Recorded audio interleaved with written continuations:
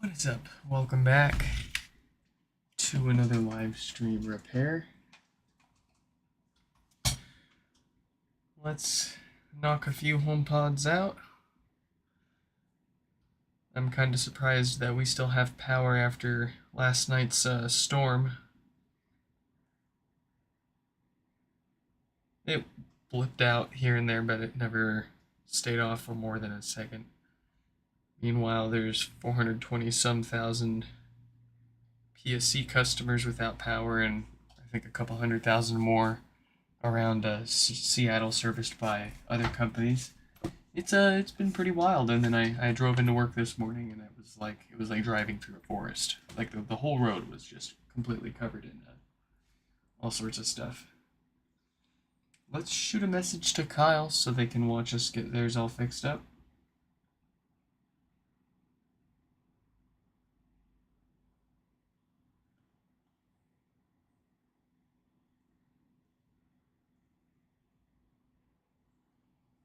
And sent.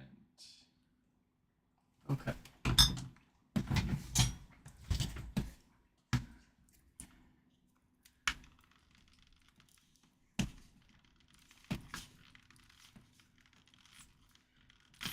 Let's get this top off first.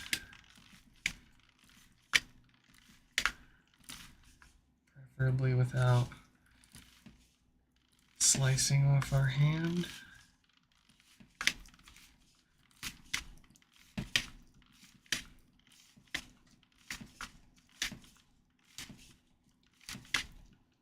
So we already tried, actually Kyle already tried a USB restore. They had already bought one of our adapters.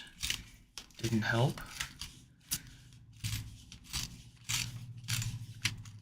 We tried a restore, didn't help.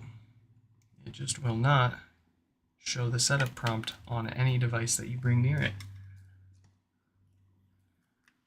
So I think we're going to simply replace the logic board on this, because there's no way that anybody knows of yet to reconfigure the other parts on the logic board to be happy with a different Wi-Fi chip. If it doesn't have the same serial number, it won't be happy about it. It just won't work, even if you restore the software. So the next best option would be attempting to take the Wi-Fi chip, the existing one, off and redo its solder in case its BGA went bad. But I don't have a BGA template for that particular chip yet. Once I get my hands on one, I'll definitely try that. But in the meantime, we can get Kyle a working HomePod sooner than later by just swapping in another logic board.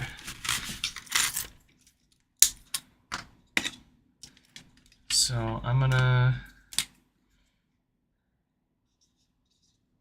no setup. Put this to the side. We'll figure it out one day. And I have, let's see,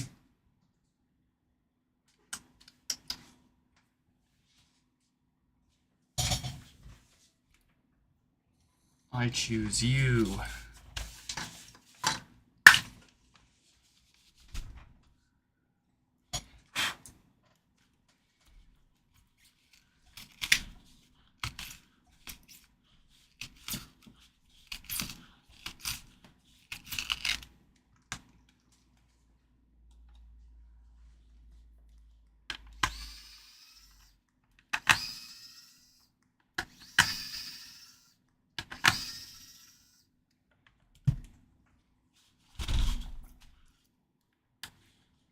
Now this doesn't even have its original logic board either. I've already put a different board in here just to test and make sure that it does work and it won't re-brick itself. It's been running fine for, I think, a few months at least now. I've done over-the-air updates, I've played music. The only thing left is to reset it for Kyle.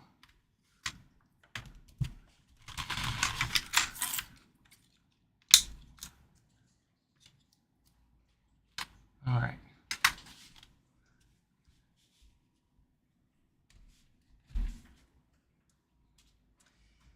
In the meantime, before we slap this back together with another logic board, we will do our maintenance, make it worthwhile. We're going to get the amplifier board out and replace the usual stuff. We're looking for that Schottky diode that fails and causes no power. We're looking for those filters that naturally just decay over time, whether they're being used or not. And that will lead to death farts and bass issues. And when we put it back together, we'll replace the foam subwoofer gasket with a solid rubber one so it won't deteriorate over time. And it'll sound a little better. Alex, welcome, welcome. Oh yeah, we all got it. Our power flickered a few times, but we got pretty lucky. We never outright lost it.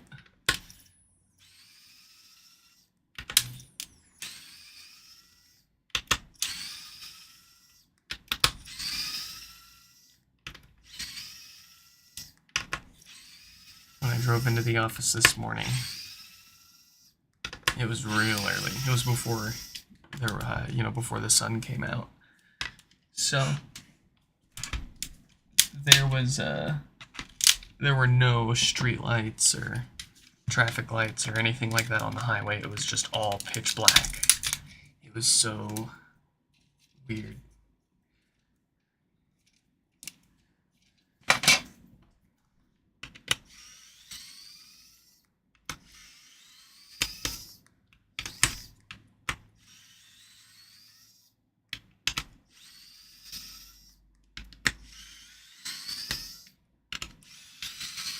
Like, what's annoying too is we still haven't buried any of our power lines. I wish we would.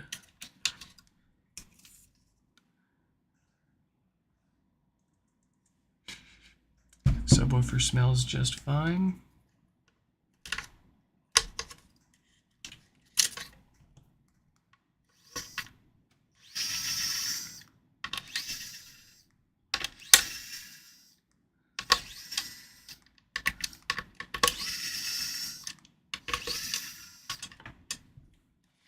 But as far as I can tell, aside from a few more branches in the road and a few trees that have fallen over, it was mostly just another really, really windy night here. We've gotten pretty windy nights before, but not quite like that. And then, I suppose one person did pass away, unfortunately, from a tree falling onto their encampment.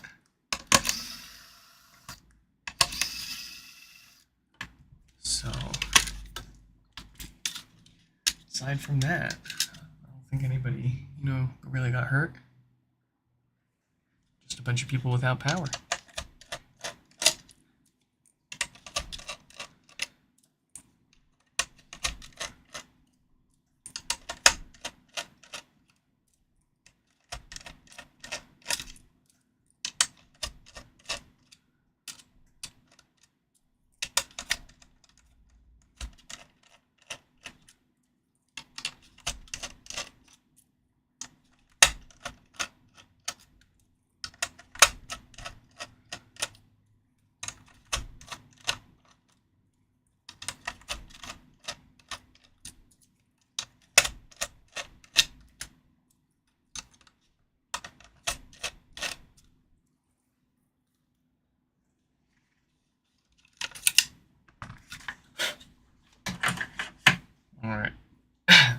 here's what we're looking for. Yes, the 48K date code on our Schottky diode, so this would eventually fail and cause no power. We'll go ahead and replace the fart filters first.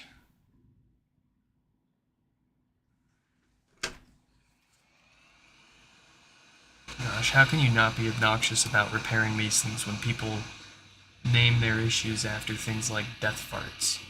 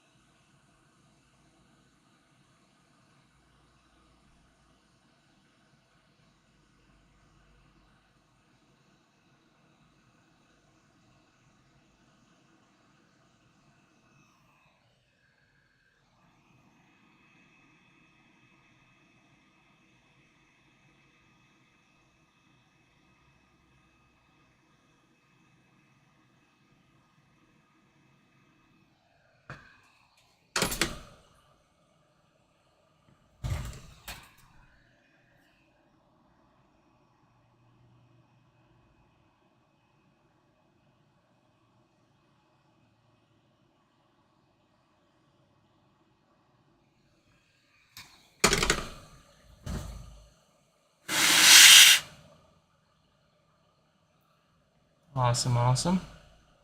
Now let's get that diode before it causes power issues.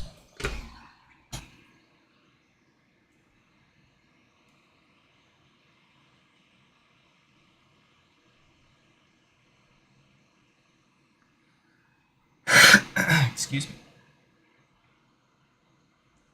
We're using this stuff here, this liquid is flux. Helps remove the oxidation that pretty much instantly occurs on any exposed copper in solder joints. So without flux, it makes good, real quality solder joints near impossible.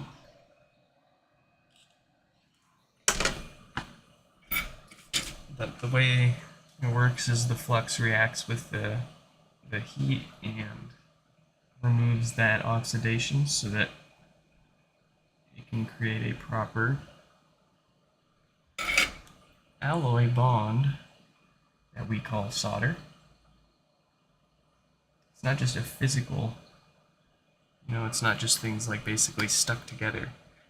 They're physically one if it's done right.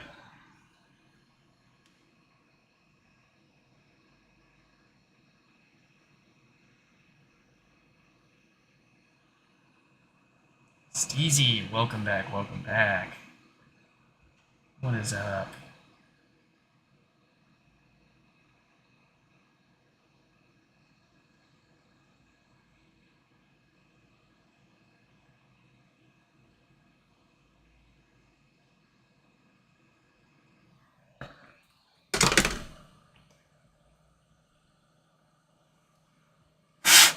All right. Back together you go.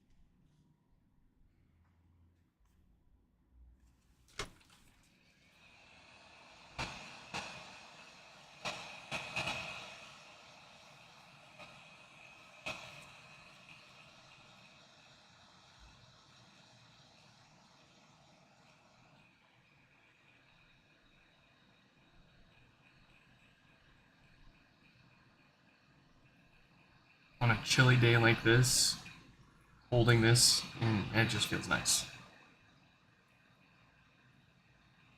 Warm myself up real quick. Yeah, it feels nice. If my hands get cold, they slow down and get all fumbly.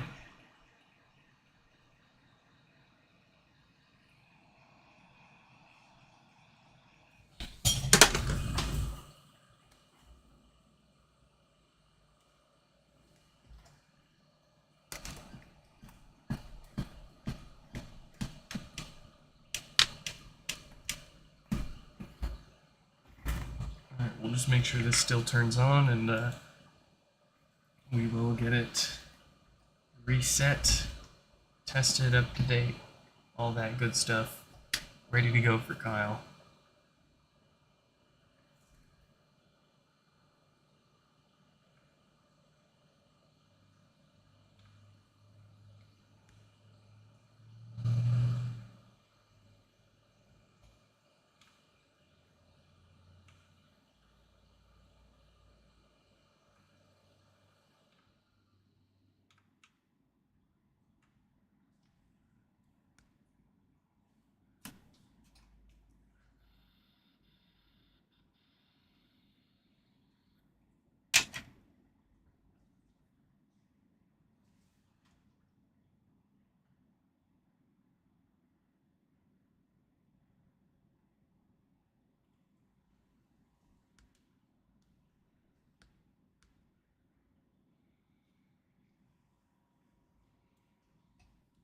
Sure, there's some music picked just for you.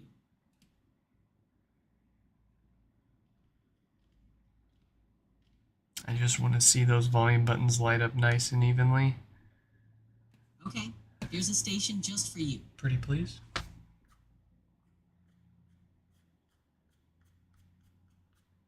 I know I'm asking a lot from you, playing music as soon as you turn on. Sorry, there was a problem with Apple Music.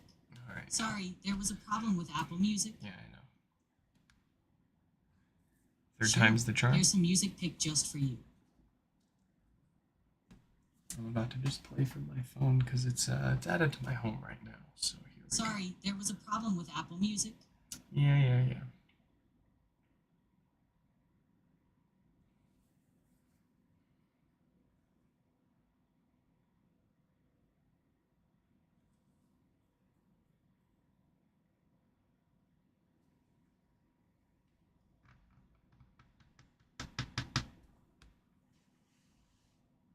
Okay, here's a station just for you.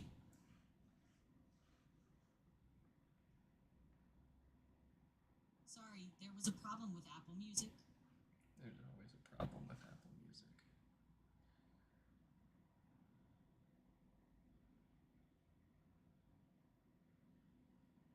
Alright, well, I'm not going to make everybody sit here and stare at nothing.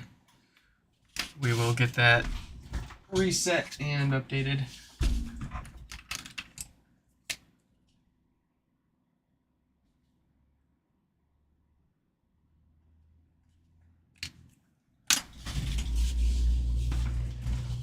Put that off and to the side for now.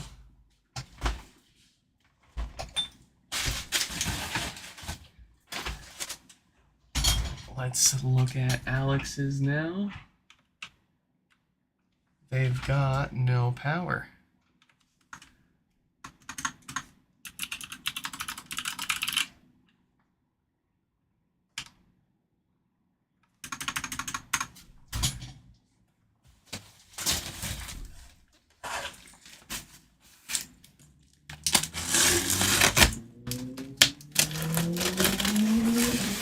Wow. Very cool.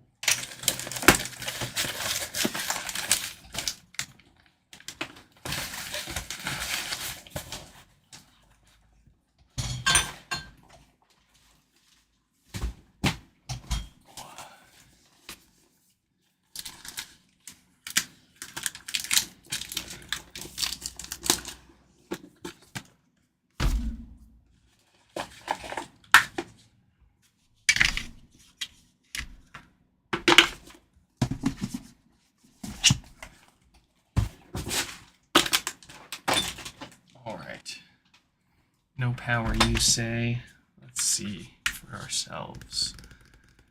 Yeah, sure enough, no lights, no nothing there. We've got a couple of watts from the wall, so this appears to have succumbed to the usual dead diode failure. That same little black diode that we replaced in Kyle's HomePod. This is one of those things we're preventing.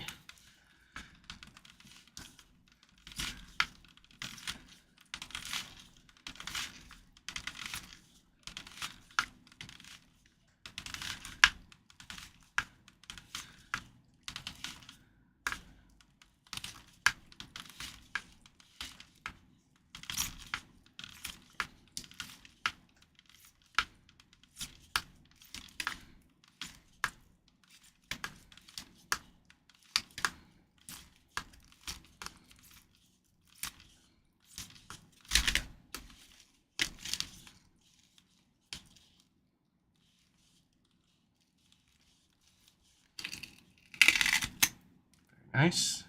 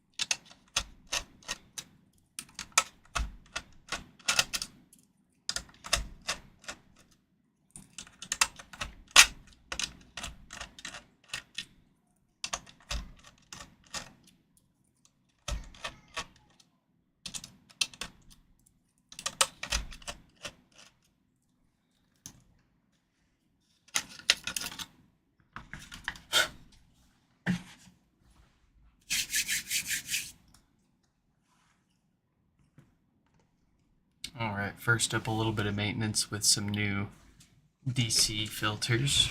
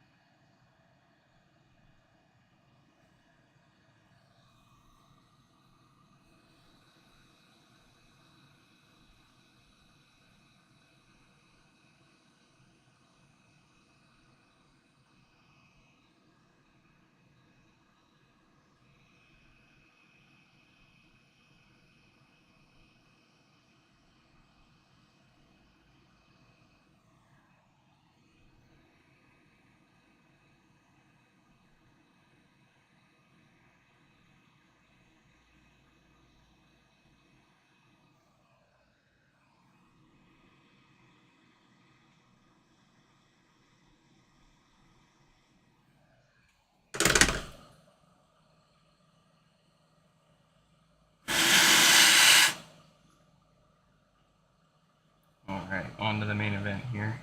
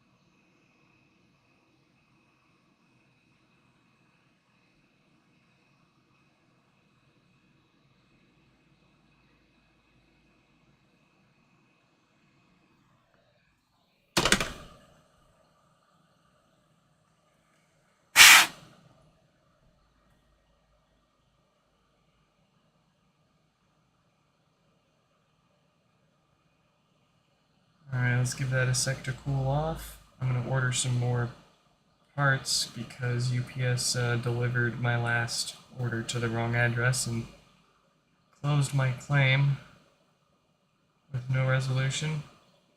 And then I called Mouser and they said basically cook up some eggs and eat them. So Our deadline is 3 hours to ship today. All right, let's do this. Recent orders. 35 volt, 10 microfarad, size 1206.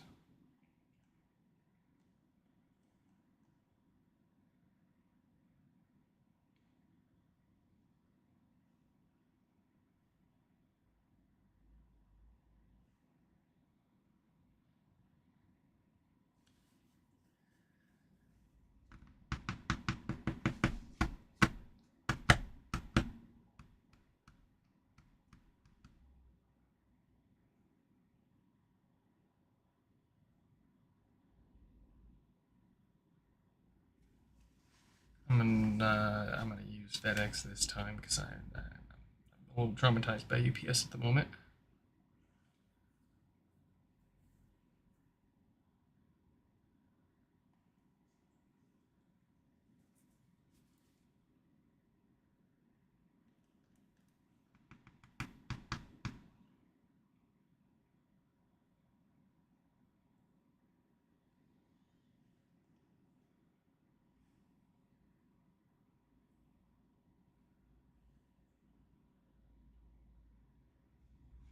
Come on, come on, come on, come on, come on, come on, come on.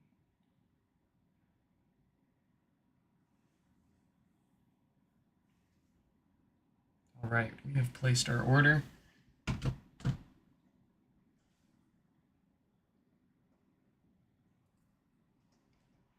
Oh no, you guys won't. People sending repairs and stuff to me won't have a problem with their stuff getting lost. I ordered the components to my home address, and I have you folks ship your HomePod repairs into my UPS mailbox.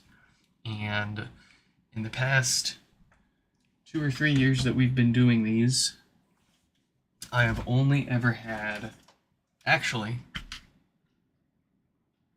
I take that back. I don't think I've had a single HomePod ever sent to us get lost. Thousands of HomePods. That is not an exaggeration.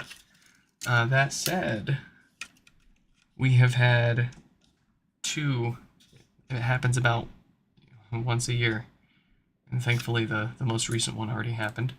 But about once a year, somebody claims to have lost or not had theirs delivered to them, which, I mean, I'm not here to evaluate whether people are being fraudulent or not. That's up to the Postal Service that will file the claim with, and you do not want to mess with them. But, yeah, very good track record across all 3 when it comes to shipping HomePods back and forth in and out of our UPS mailbox. But when it comes to shipping things to my home address, and I mean, the reason why I like to have the repair parts shipped to my home address is in case its delivery date lands on a weekend. I don't want to wait until Monday for the UPS store to open back up, and I can, for it to be delivered and me to go pick it up.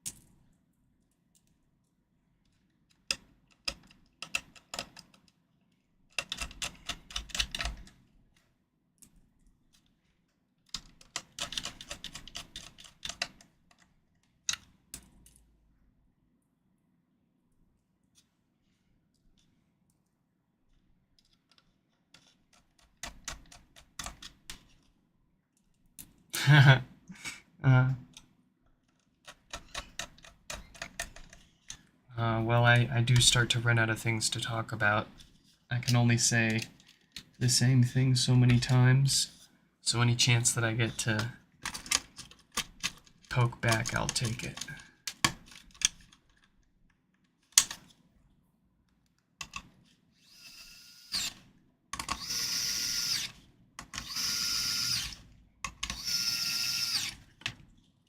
Also, welcome to the stream.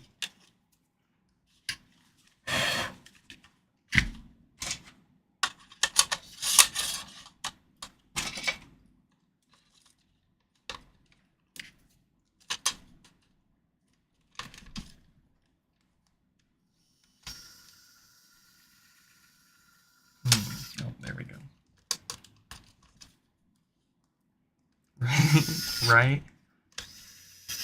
Death farts, death farts, death farts, death farts, death farts. Say that 1,000 times. It's getting to the point, honestly, where I've considered like a soundboard or something, so I can just, as I'm stepping through the repair, I just hit play on the next pre-recorded explanation of what I'm doing. But there's a lot of people that watch. Well, it's a pretty mixed crowd. I get a lot of people where it's the first time they've seen a stream from us, so a lot of it's brand new to them, and then we get a lot of people where it's, you know, they've been watching since day one, and a lot of them don't get tired of hearing the same thing. But I do like to try to add a little tweak here and there.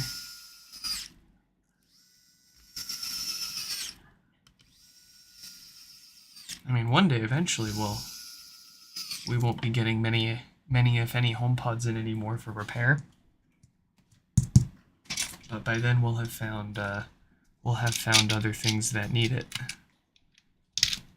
And I'm not interested in fixing stuff that there's already a bunch of shops out there fixing. That's why I started offering HomePod repairs. It's because there wasn't anyone else doing it.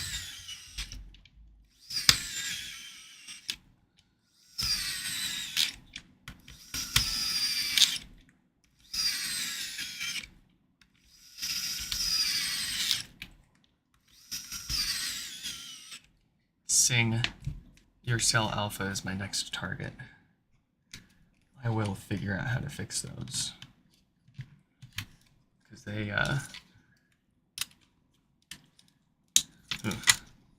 literally everything HomePod times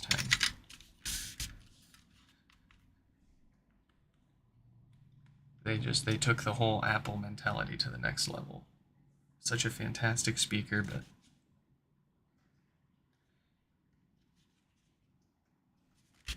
so that the drawbacks are just tough to bargain with, especially for the price. Have I figured out how to repair the minis yet? I haven't done much to them, not really. Considering it's only made up of a couple of parts, so if anything breaks, you basically have to replace the whole thing. And then somebody in my Discord server found some shorts. Nothing that I've seen the same here, but I generally don't take them because the cost for it to be worth my time to try fixing it would be about as much as just getting a used one. And that's kind of that was kind of another reason why I wanted to offer HomePod repairs. It's because that was the only option at the time for these too, was buying a replacement from Apple. They don't even repair them. If they tell you they did, they didn't. All they do is they send you a refurbished replacement, and the refurbs are from the same production, just in a different box.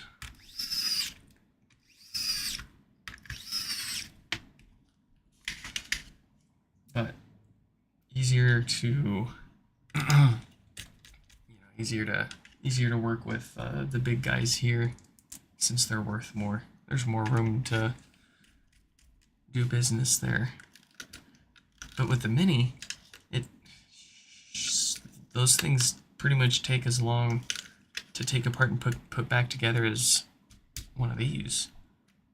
I'd say they're a little more trivial, or a little more non-trivial in my opinion, despite their size. It's just the way that they put them together, and the way that you have to put it back together. And then the cable, you can take the thing apart, but you can't replace just the cable. You have to replace the whole lower housing because it's molded into the lower housing, which is really, really inconvenient, and it makes offering any kind of repairs or replacing the cable impractical unless someone already has replacement parts for it, a parts pod for it, or are perfectly okay with like using a generic cable and a generic grommet or something. But then the repair would still cost as much as it would be to just go hop on eBay and get a used one.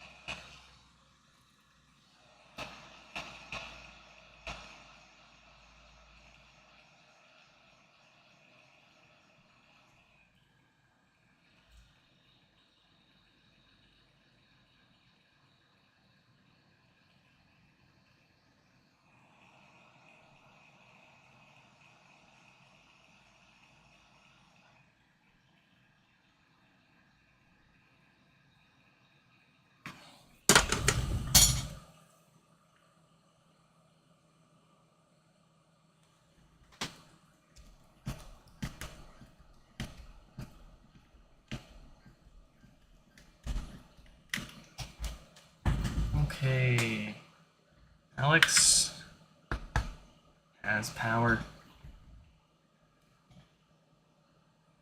Just for posterity here, I'll go ahead and shoot you a link, Brian, so you've got it. Let's see here.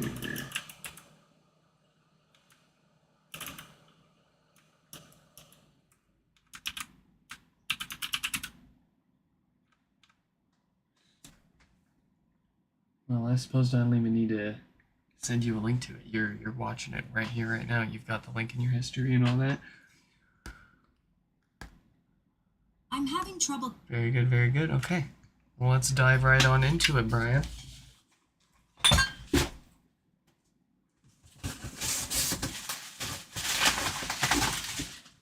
And yes, I've got your return label in the box here. Very cool.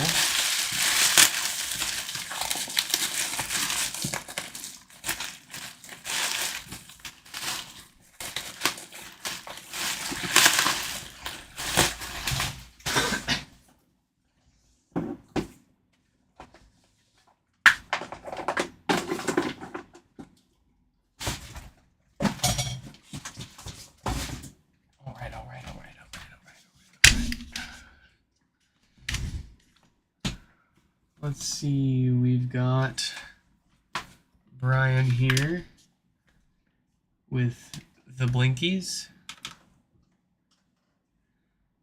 They have opted for maintenance, whether it needs hardware repair or not. So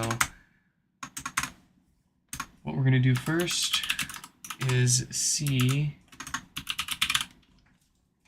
if it will restore with our USB adapter. And then we will take it apart and do our maintenance to it. If it needs a new logic board because it won't take the software restore, then we'll replace that while we've got it apart.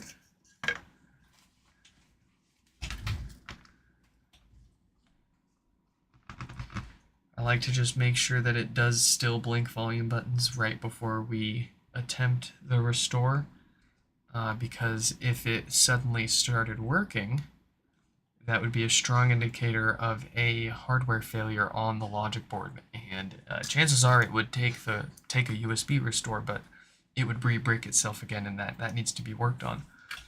But we do confirmed have the blinkies here, so I'm gonna cover that top so we don't scratch it up and get it all dirty.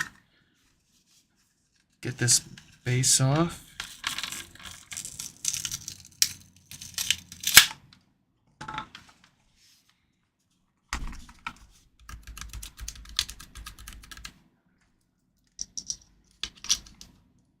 Get our fancy pants dock on here.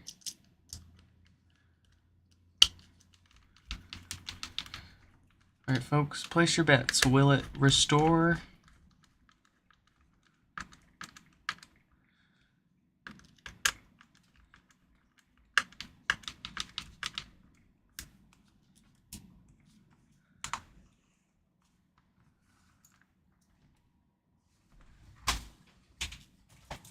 I brought the Mac.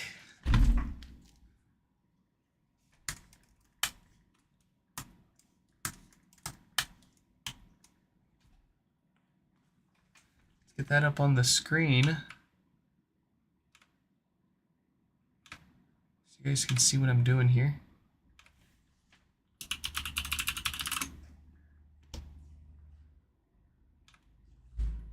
All right. And let me do not disturb myself so nobody doxes themselves trying to text me. Fingers crossed, here we go. We'll hit him with a Gaster-Pone. We'll hit him with a Gaster Reset. We'll hit him with the old iDevice Restore. And we hold our breath.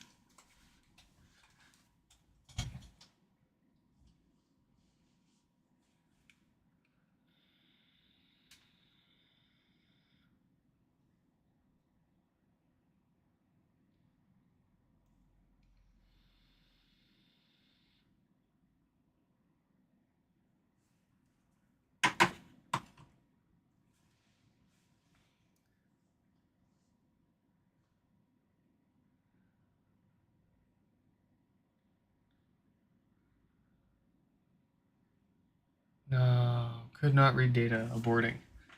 Okay. That is not playing with us. We're gonna try one more time. My preference is always that these logic boards take the restore, of course, whether or not someone's paying for the maintenance. I'd rather not replace a logic board. Only have so many of them, you know? Let's try this one last time.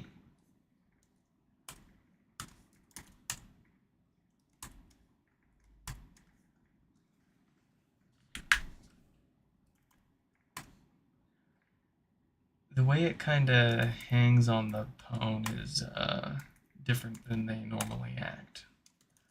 Kind of leads me to think it's the CPU itself that's fried or something.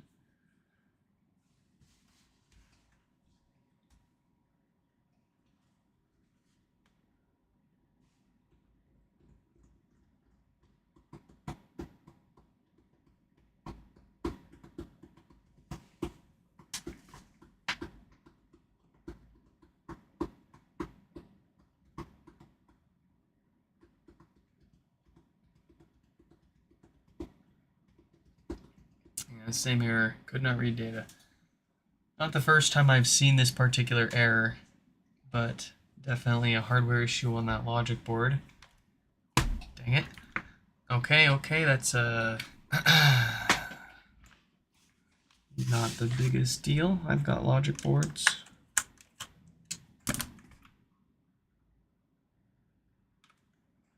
Let's get this off.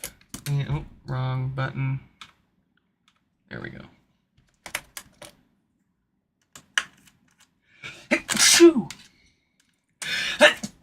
Excuse me.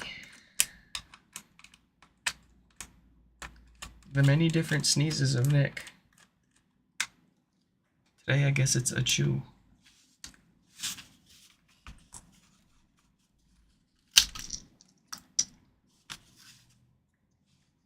Okay.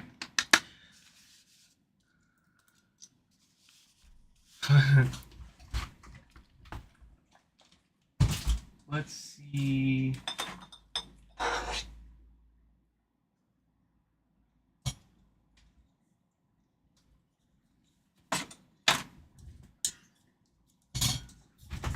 Here we've got another one. Actually, let me see here.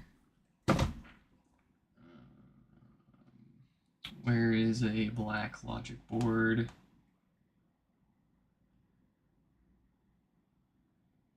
Mix room back.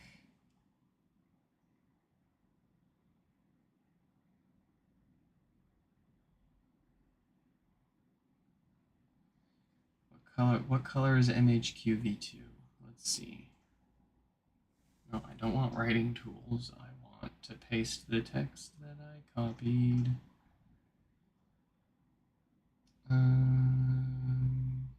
Looks like the white one.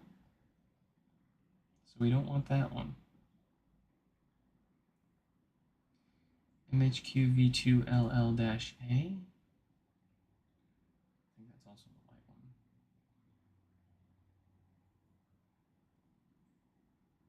Yeah. Okay.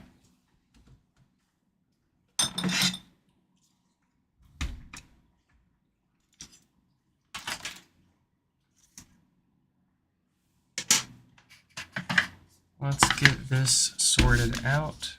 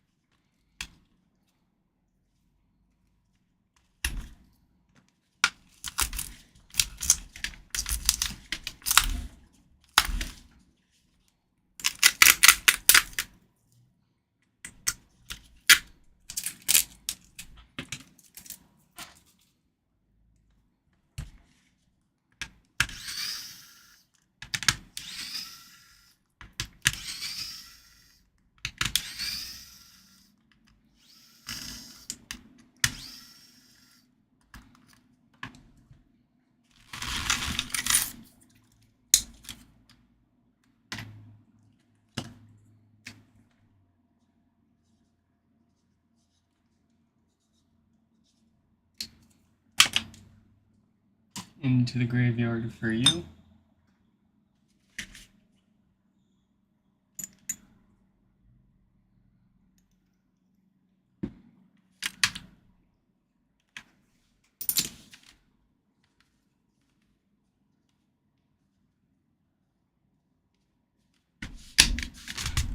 Oh.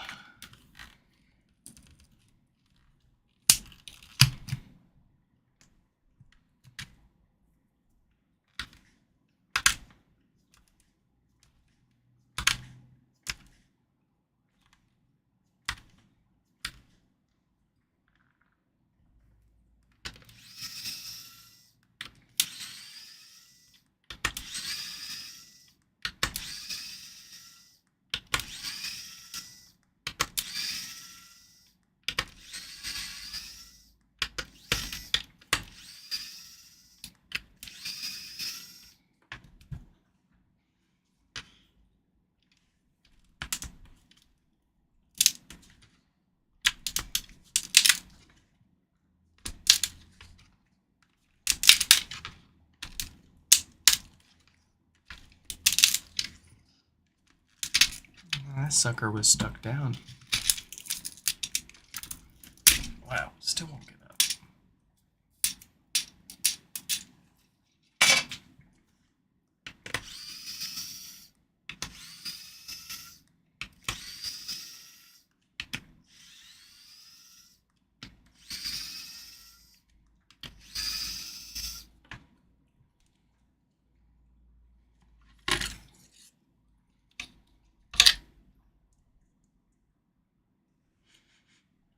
Subwoofer smells good.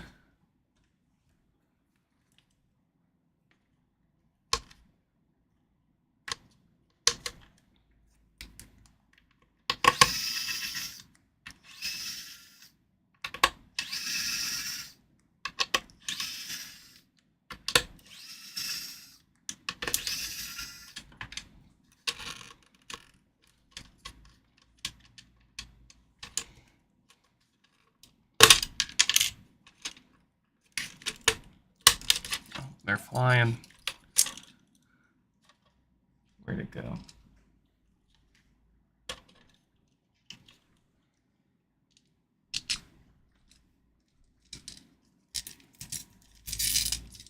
Get this garbage out of here.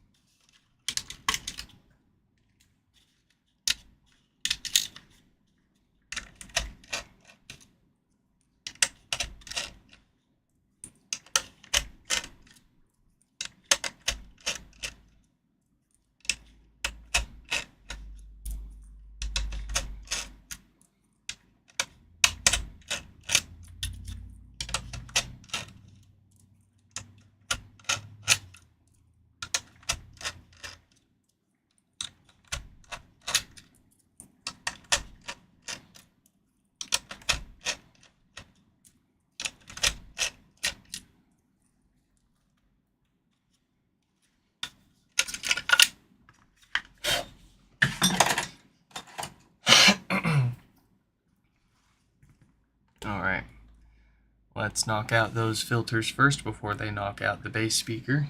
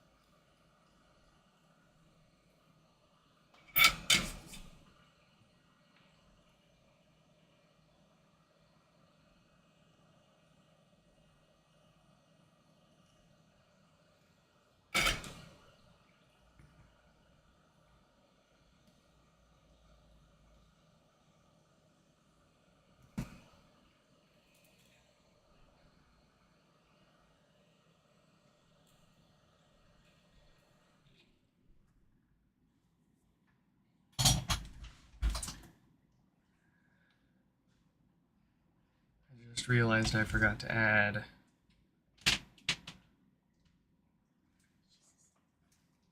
diodes to my order.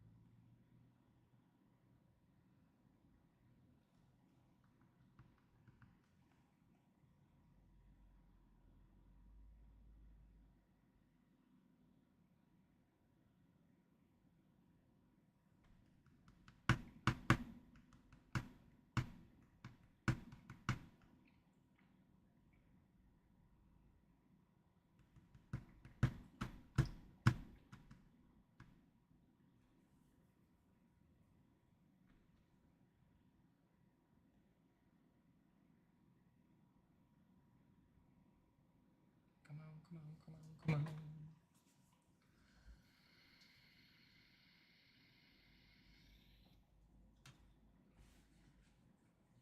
All right. Order has been received. Did I place it in time? Yes, I did. All right. Let's get these new ones on here.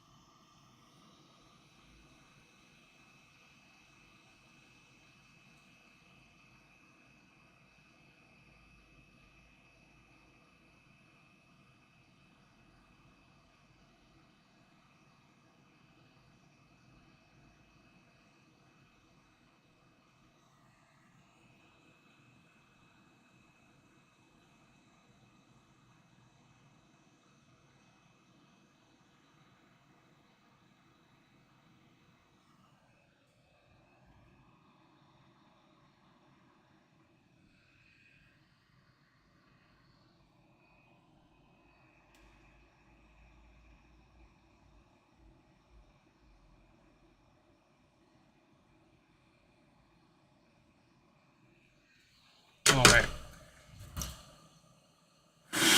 Our filters are all squared off.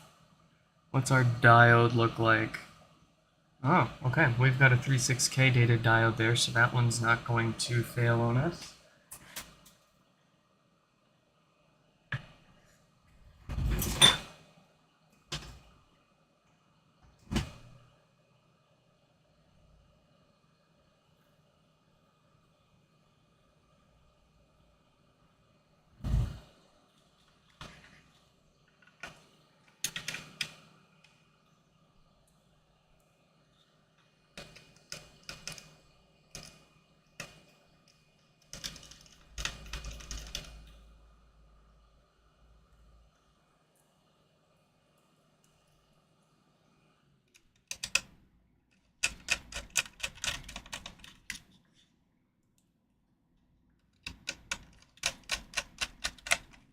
Ah, what happened here?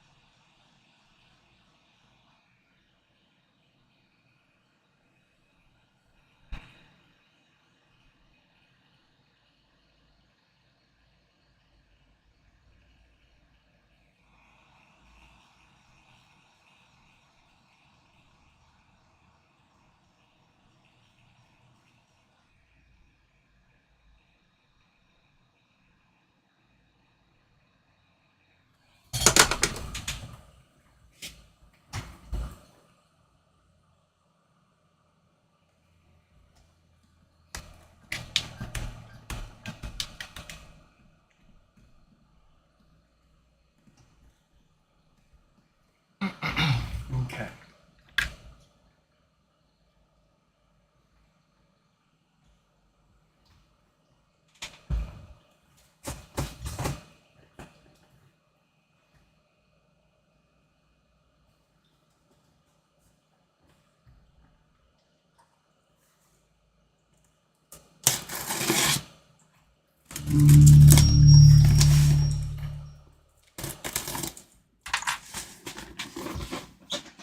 Very nice, very nice.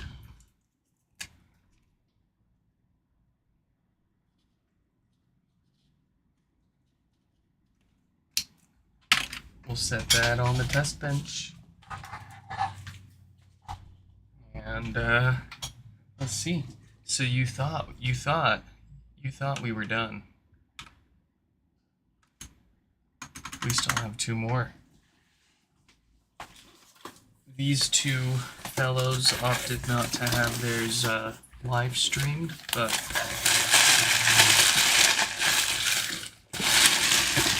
heck, why not? I just won't put their names up if that was their concern. Here's the next one. Let's see what's wrong with it. I'm not even gonna look. No power. All right. Let's get that fixed up.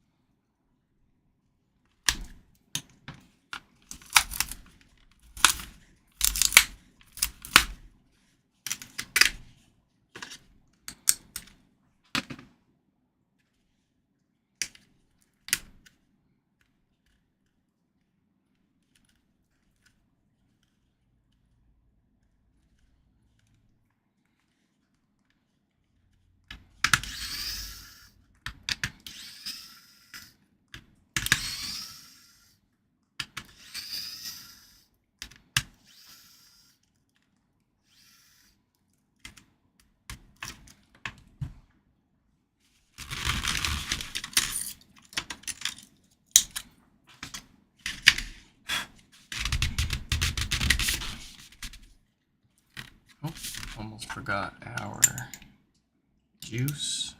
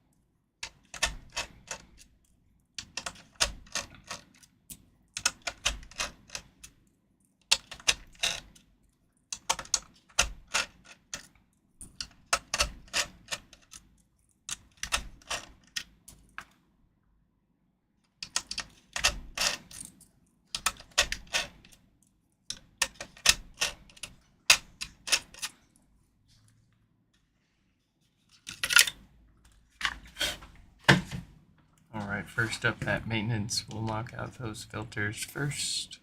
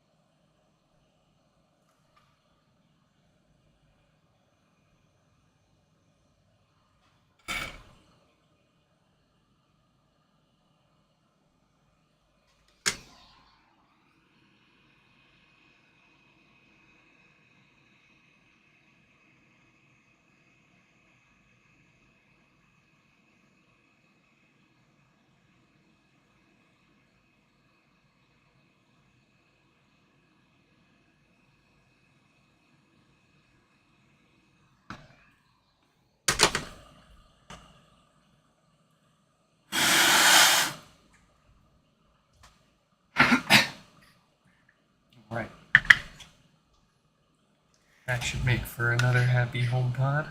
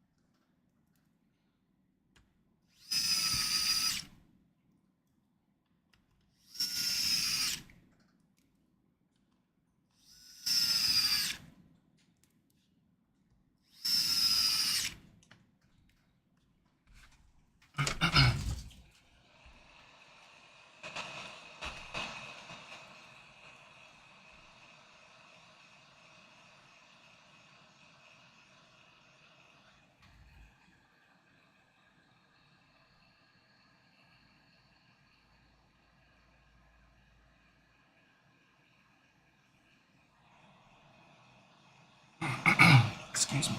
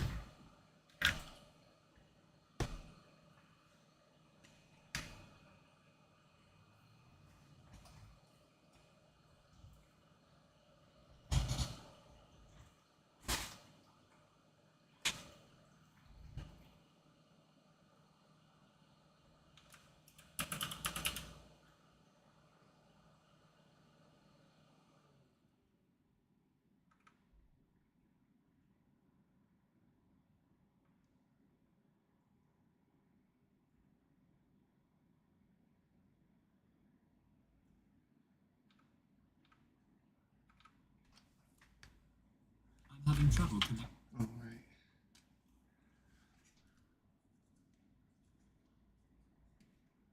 I'm having trouble connecting to the internet.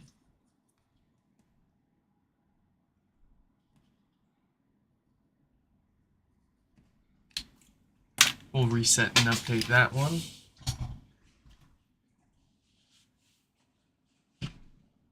Okay. We've got one more here.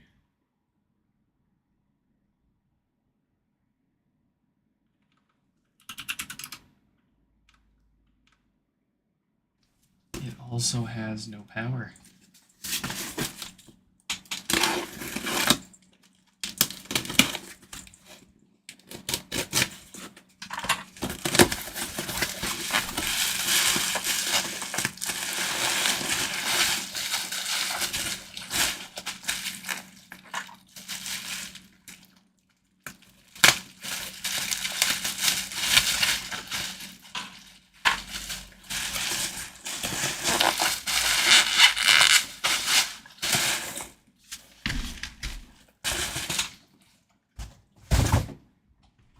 Let's double check our symptoms here.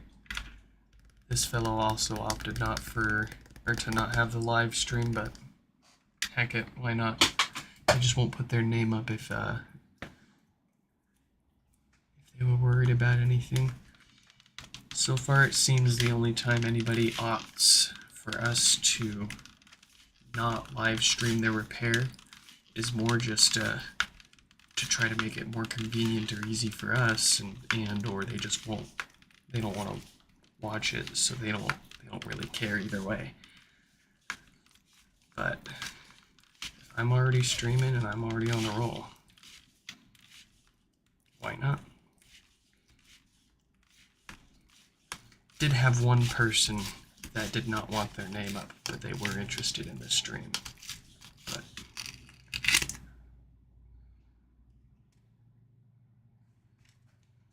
and the live streams are always up to go back and rewatch later. So it's not like you have to be right there to catch it.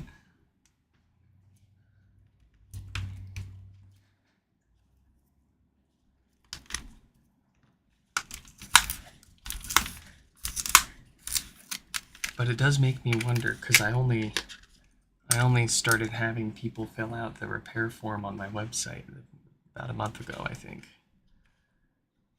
So up to this point, unless somebody explicitly said, do not stream my repair, when they emailed me, I don't know how many people didn't either never watched or didn't want it streamed. I do get a lot of people, prior to the repair form, I get a lot of people that are like, oh, I didn't know you stream it. That's really cool. Never got anybody that was upset about it.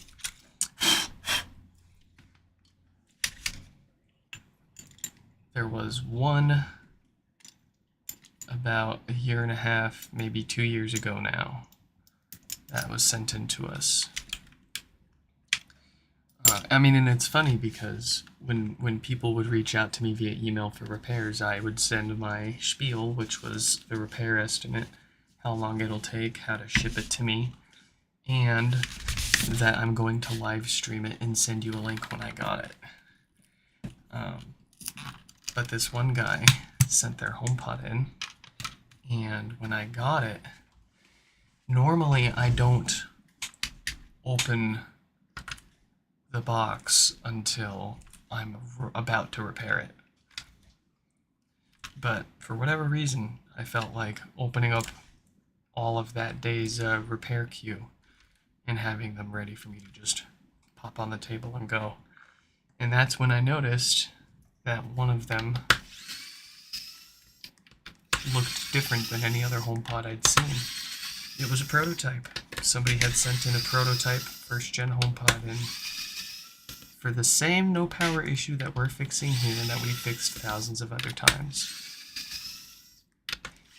So, luckily I noticed this, and I emailed them before I started my repair stream. And I was like, hey, do you mind if I live stream this repair? And they were like, absolutely do not show or share any photo or video of this HomePod whatsoever. Do not even talk about it. I think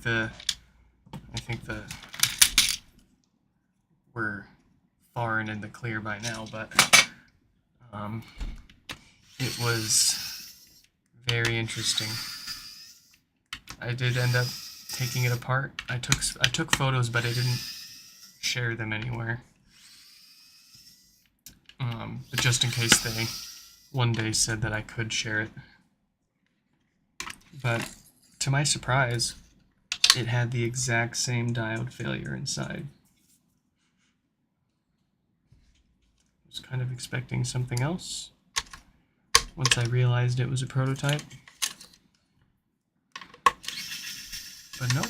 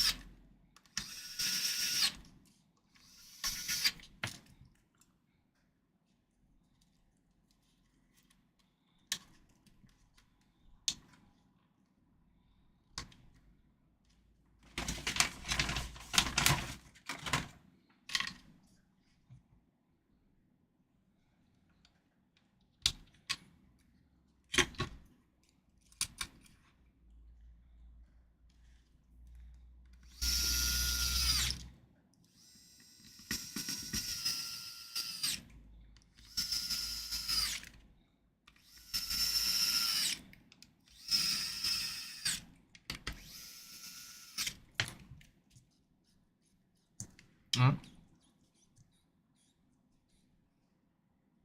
Something's leaking. Something isn't sealing.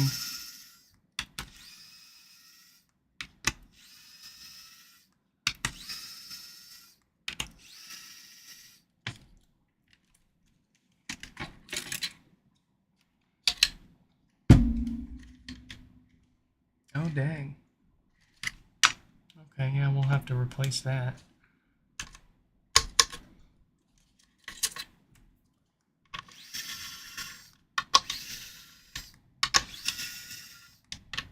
Something that the foam gasket would tolerate, but not the solid rubber one here, is whatever's going on here. It's almost like cracked. Oh, it is cracked. What the heck? Yeah, we can't use that.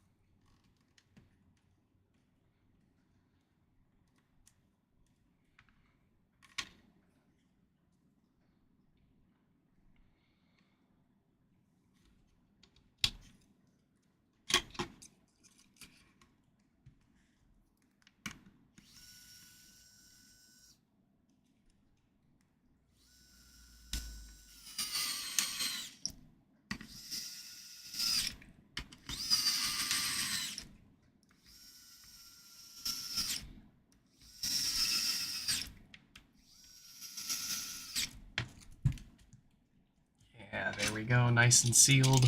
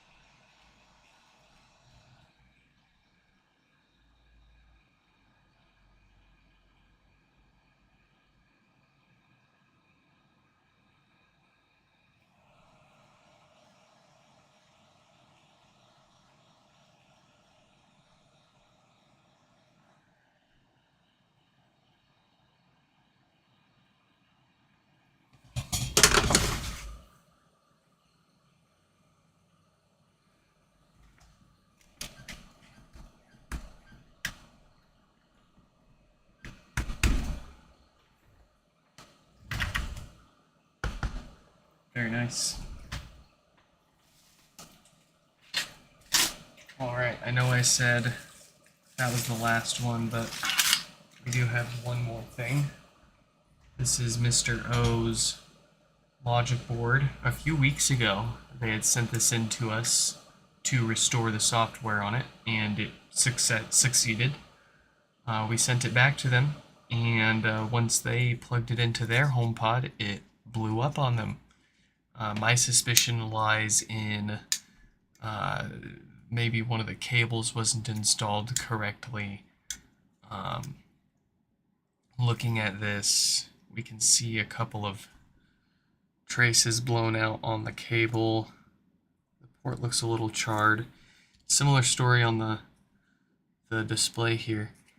And I notice that we do have random bits of what look to be like metal strands, maybe from stripping wires or something, but I'm a little concerned about random debris. But the shields were on it, so nothing should be in here. And this is pretty well covered, so it'd be a pretty tough call for that to have happened. I'm having trouble. All right. Well, and what puzzles me is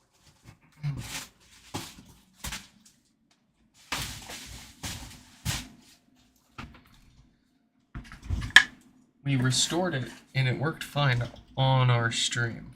We all saw it. So how does it develop a significant enough kind of failure to draw 60 watts at the wall?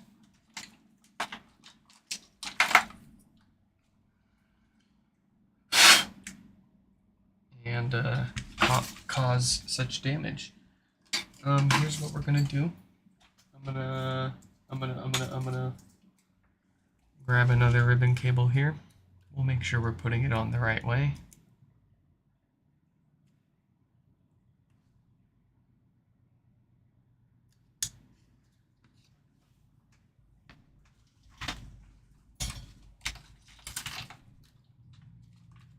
I'm gonna grab my super sketchy one because I do not want to fry a good ribbon cable.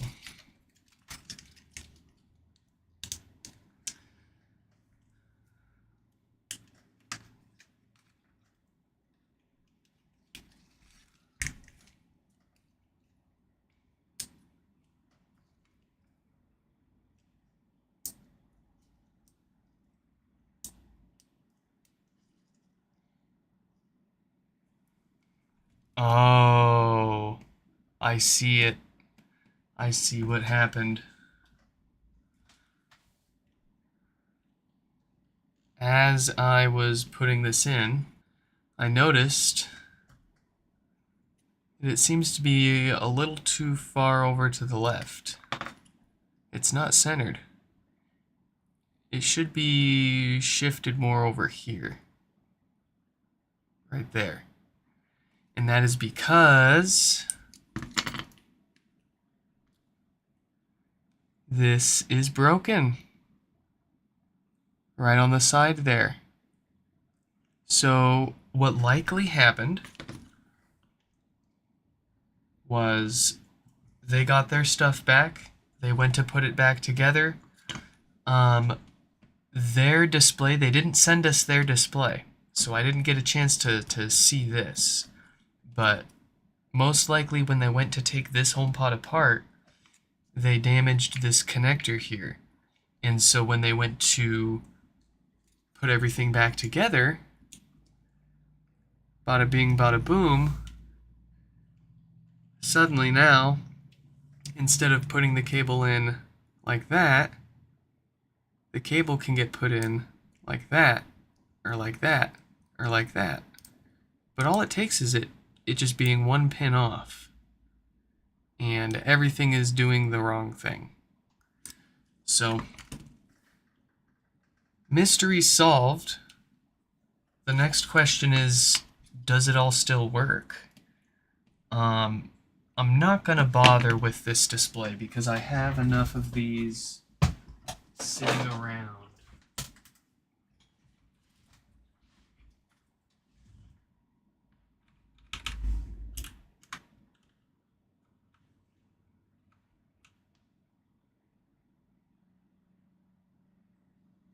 Let's see. I'm just making sure I didn't like sell them this display too. I'm making sure that this was one of theirs.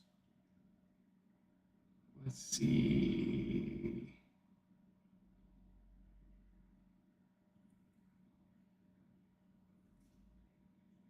Nope, they just got 2 logic boards and a main logic cable.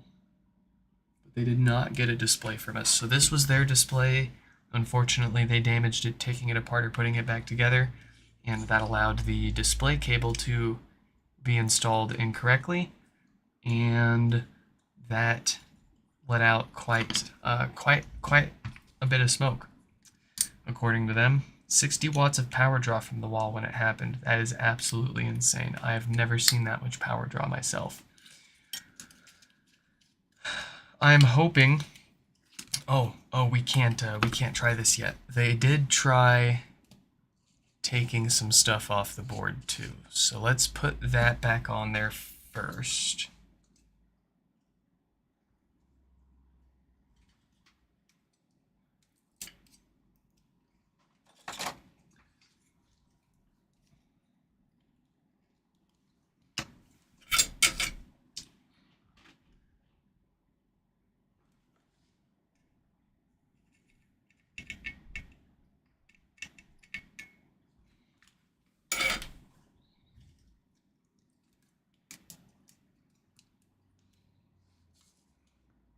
All right, how is that oriented?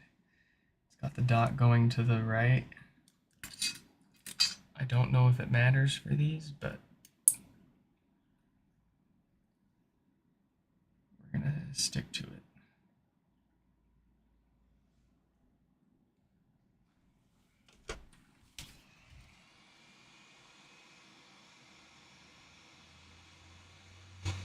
Now, I didn't realize this when they sent me photos of this area of the board at first, but the reason why this inductor is gone, why they took it off, was because after the damage and it blowing itself up, they took the shields off and started looking for shorts. A sensible thing to do. They were trying to bring it back to life. And they sent me a photo of this area saying, hey, I see a whole bunch of shorts in this area. And I didn't realize at the time that these are not capacitors, these are inductors. So they're going to normally show continuity or shorted, unlike a capacitor that you would be testing in the same spot.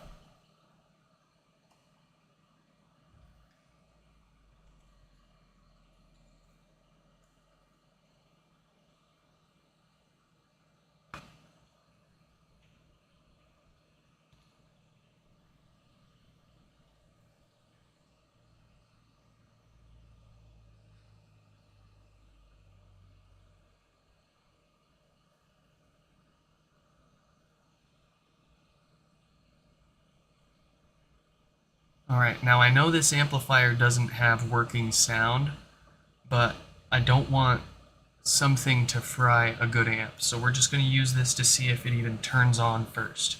If it turns on without, you know, if it's uneventful, then we'll break out a working HomePod and pop this logic board in there and see if it fully functions.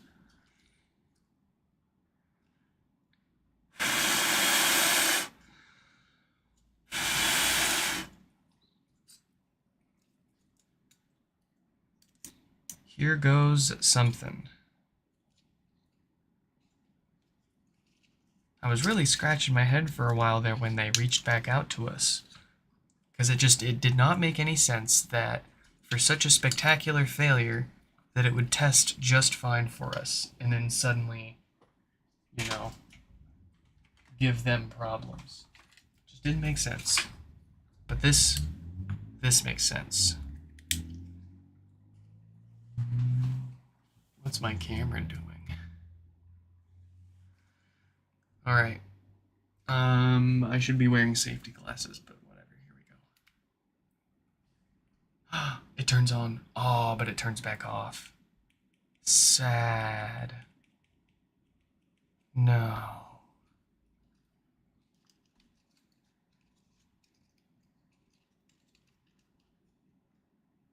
Ooh, it's getting real hot.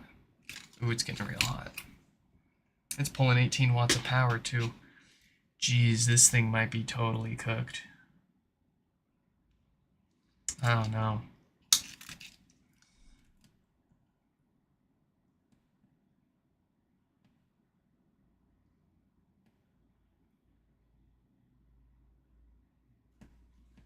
Make sure there isn't anything else missing here. I didn't see it when I looked. Yeah, that all looks to be there.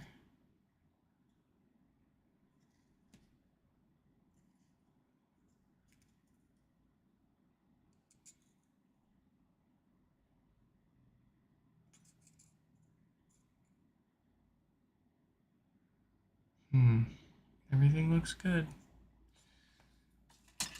Here's what we will do. It's time for the thermal camera.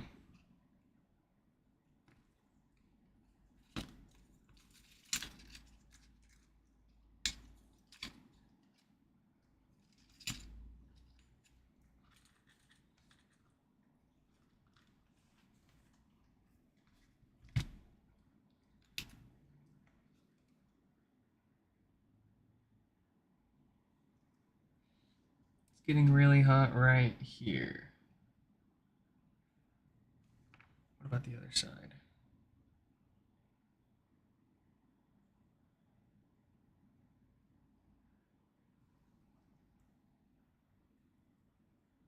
No, it all looks like there. Okay.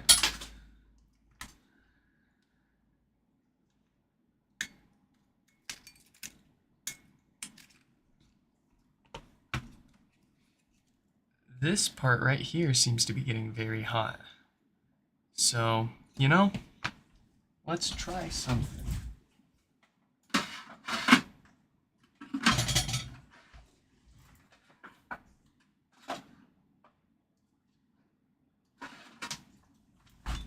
Let's do something stupid here.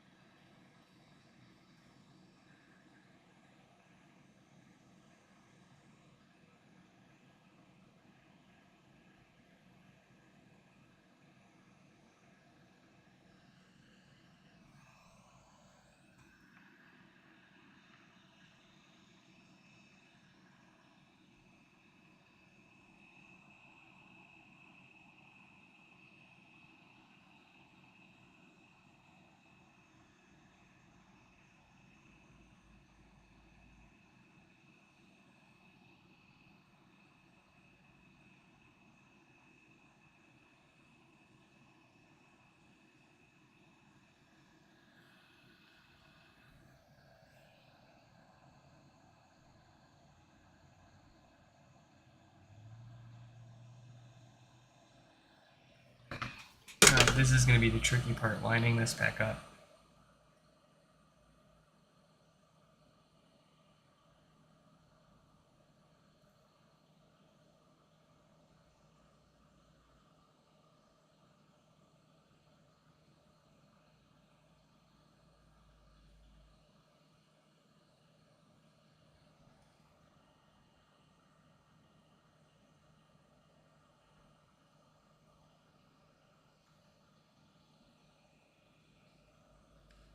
I think that's lined up.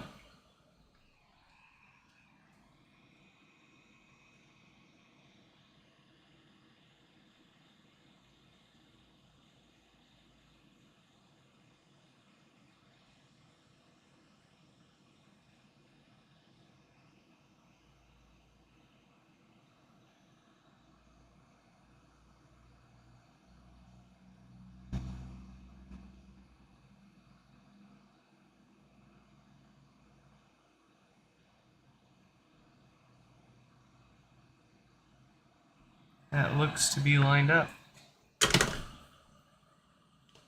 Alright, if this doesn't work, we'll take a little more time in another stream. But it might be a lost cause.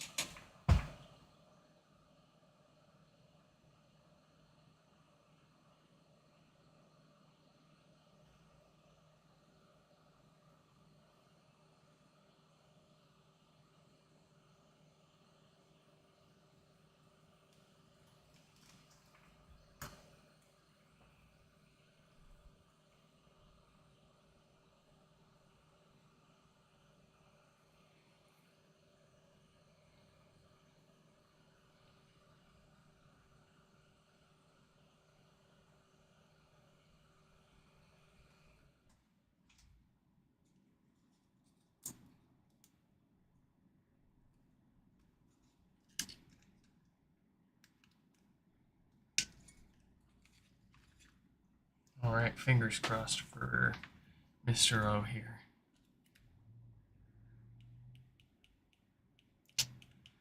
Nope. We're still pulling 18 to 20 watts. So that was not it. There's something else going on here. Alright, well, unfortunately that's all the time that we've got for here and now. At the very least, we're all caught up on the full HomePod repair side of things. I hope you all enjoyed this live stream repair, and I hope to see you in the next one.